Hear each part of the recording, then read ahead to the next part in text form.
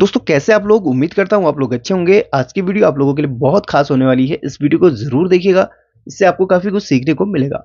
ये वीडियो विशेषकर बिगिनर्स के लिए बना रहा हूँ, तो उनको भी इस वीडियो को थोड़ा भली भांति देखनी चाहिए, क्योंकि इसमें बहुत सारी चीजें हैं जो आपको इन फ्यूचर रिपेयरिंग में काम आएंगी। एक सर्किट लिया हुआ एग्जाम्पल के लिए मैंने, तो सर्किट में जो है ना, आजकल जितने भी सर्किट आ रहे हैं सब में एसएमडी कंपोनेंट लगे हैं। एसएमडी कंपोनेंट में आपको कैपेसिटर, ट्रांजिस्टर, रेजिस्टेंस कॉमनली देखने को मिलेगा।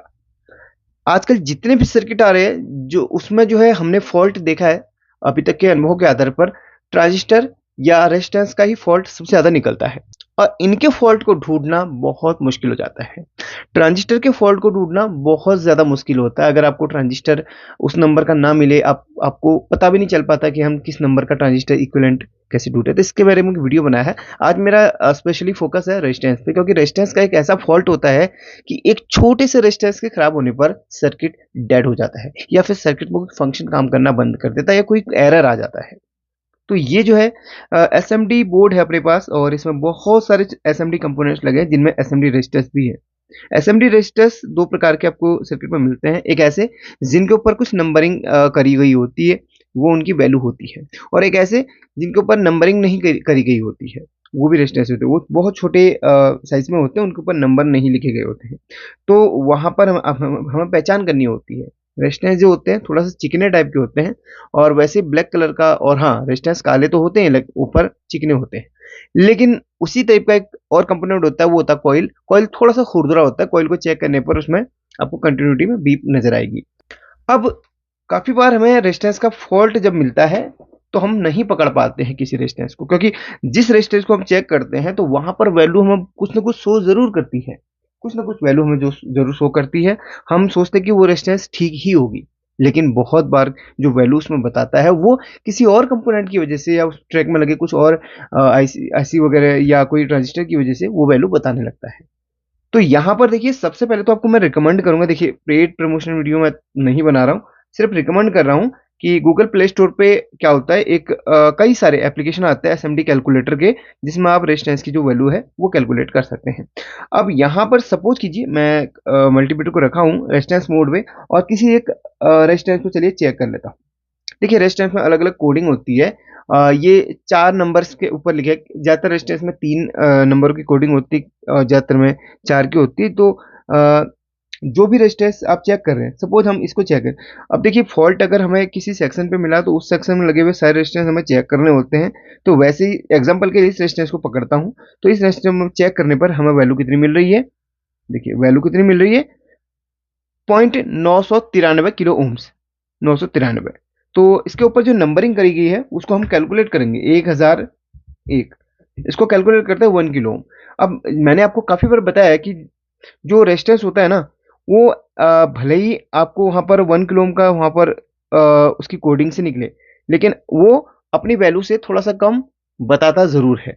तो ये देखिए 1 किलो ओम से मात्र 7 ओम्स इसमें कम है, 993 दिखा रहा है। अगर आपको लगे कि ये 1 किलो ओम का रेजिस्टेंस है, आपने कैलकुलेट किया और इसकी वैल्यू यहाँ पर 1 किलो ओम निकली, और अगर आप इसे चेक कर रहे हैं और लगा आपको ये 1 किलो ओम नहीं बता रहा है, या बहुत ज्यादा वैल्यू बता रहा है, कुछ मेगा ओम्स पे बता रहा है, तो आपको क्या करना है, इस रेजिस्टेंस की एक लेग को ऊपर कर लेना है, या इस रेजिस्टेंस को बाहर निकाल के चेक करना है। क्योंकि रेजिस्टेंस लगे तो हैं, लेकिन उसकी वैल्यू काफी बार शिफ्ट हो जाती है। तो इस वाली रेजिस्टेंस को हम क्या करेंगे, इस तरीके से हल्का सा हीट करके, देखिए हीट करके इसको हम किनारे कर लेंगे, या एक लेग इसके ऊपर उठा देंगे। अब इसको बाहर निकाल के इसकी वैल्यू चेक करनी। जिस रेजिस्टेंस की वैल्यू पे आपको डाउट लगता है उसकी वैल्यू को बाहर निकाल के चेक करें। देखिए इसकी वैल्यू जितनी यहां पर थी उतनी ही बाहर आ रही है, तो ये इसका मतलब ये बिल्कुल सही है।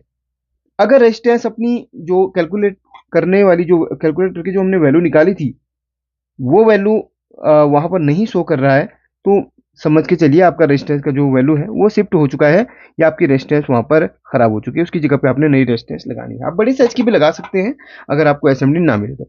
वैसे ही यहाँ पर कुछ और रेजिस्टेंस भी है। चलिए मेरे को तो इसके नंबर दिख भी नहीं रहे हैं, जो जिनके नंबर दिख रहे हैं उनको मैं चेक करता हूँ।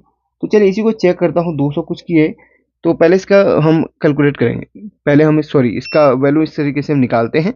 तो इसकी वैल्यू ये दिखा रहा है 22.9, यानी कि 23 किलो ओम के समथिंग। दिखा रहा है। अब इसके ऊपर क्या जो नंबर लिखा है उसको हम कैलकुलेट करेंगे। इसके ऊपर नंबर कितना लिखा है जरा मैं देखता हूँ, 273। इसकी जो ऊपर नंबरिंग लिखी है 273, तो 27 किलो ओम। वैसे मल्टीमीटर चेक करने पर 22 किलो ओम दिखा रहा था ना, कितना, सॉरी ये नहीं था वो, हाँ ये था। तो देखिए 22 किलो ओम और ये कैलकुलेटर में 27 दिखा रहा है, तो ये लगभग सही है। ठीक है, लगभग सही है। अब असली में तो बाहर निकाल के ही पता चलेगा, क्योंकि आपको मैंने बोला है कि यार बोर्ड पे लगे लगे रेजिस्टेंस या किसी भी कंपोनेंट की वैल्यू सही नहीं आती है।